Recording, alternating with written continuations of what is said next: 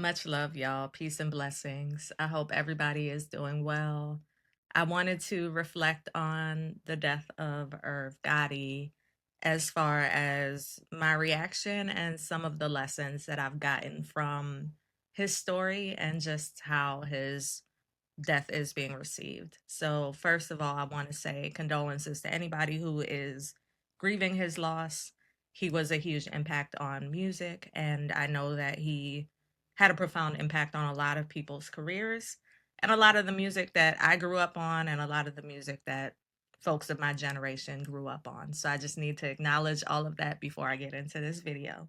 Today, I want to reflect on the passing of Irv Gotti and the lessons that it's bringing up for me about health, legacy, and the way that we move in this world. Now, if you're not familiar with Irv Gotti, he was a major figure in hip hop. Born Irving Lorenzo, he was the founder of Murder Inc. Records, one of the most influential labels of the early 2000s. He was instrumental in launching the careers of artists like Ja Rule, Ashanti, and Lloyd.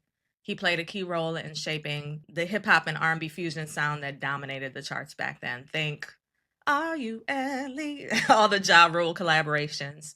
Beyond Murder Inc., he had his hands in some iconic projects. He helped to get DMX signed to Def Jam, and he executive produced DMX's first album that we just spoke about a couple weeks ago, is Dark and Hell is Hot.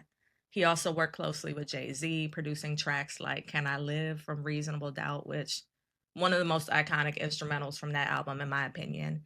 And he collaborated with countless other artists. His impact on the culture is undeniable. But despite his success, Irv Gotti passed away at just 54 years old.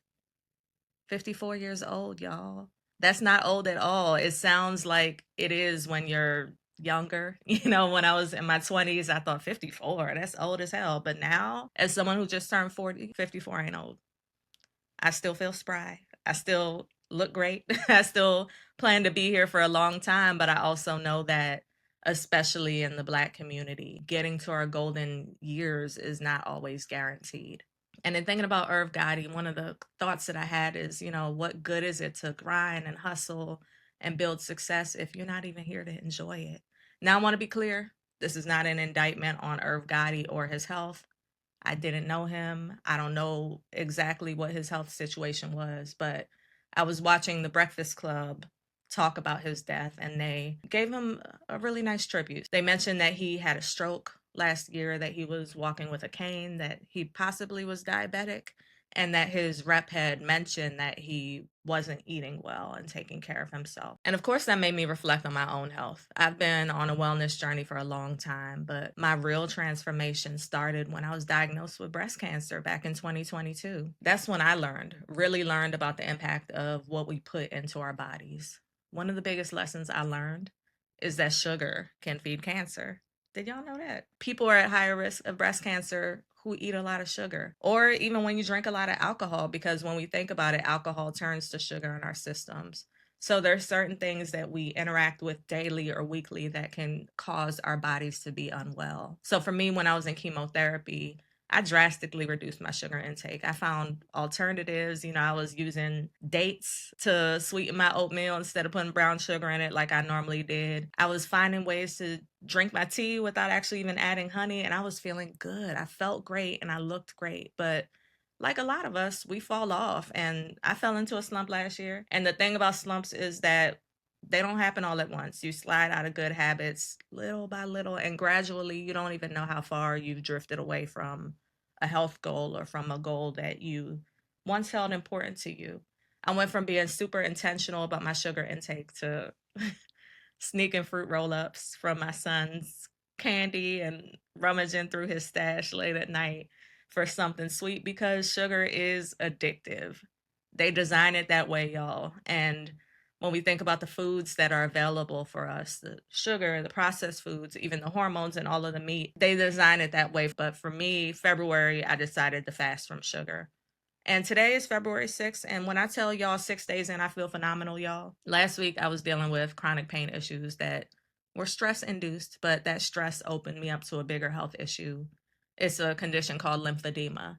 And basically, that means that you start getting swollen because the lymphatic fluid in your body is not draining properly. For those who don't know, I had a double mastectomy. These aren't real. And I had 4 lymph nodes removed from my underarm, and because of that, my system just doesn't drain properly. So I was swollen, I was stiff, I was in pain. But when I tell you last night, that was 5 days without sugar, that fluid started to break up, I started to feel good and my flexibility is coming back. And this morning I woke up feeling like me again. Wow, 6 days. So I just want to encourage y'all, if there's something in your diet that you know is not serving you, something that you know is harming you, consider taking a break from it, even if it's just for a day or a week or one day a week. And be easy on yourself. These foods, like I said, they're designed to keep us hooked, and it's hard, but our health, our health is the real wealth.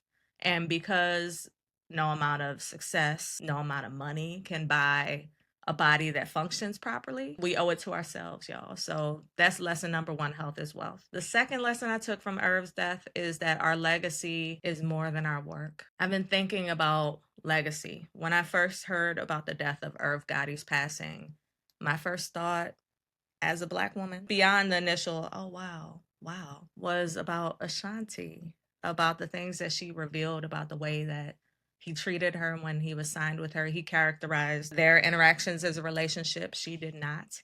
But it was clear that he was using his power to assert control over her. And that is something that is common in the industry. And that says something, that my first thought was Ashanti. Because, like I said, Irv Gotti is a man who impacted hip hop in a major way, played a huge role in getting DMX signed. He revived Def Jam Records. His musical legacy is undeniable. And yet, when he passed, my mind, and I'm sure a lot of other people's minds, went straight to how he treated Ashanti. But it wasn't just Ashanti's words that came back into the picture and the public conversation. 50 Cent, who had a long-standing feud with Irv Gotti and Murder Inc., didn't hold back. Instead of offering condolences, he posed for a picture with a tombstone and he mocked Irv Gotti's death. And say what you want about 50. We know he is petty.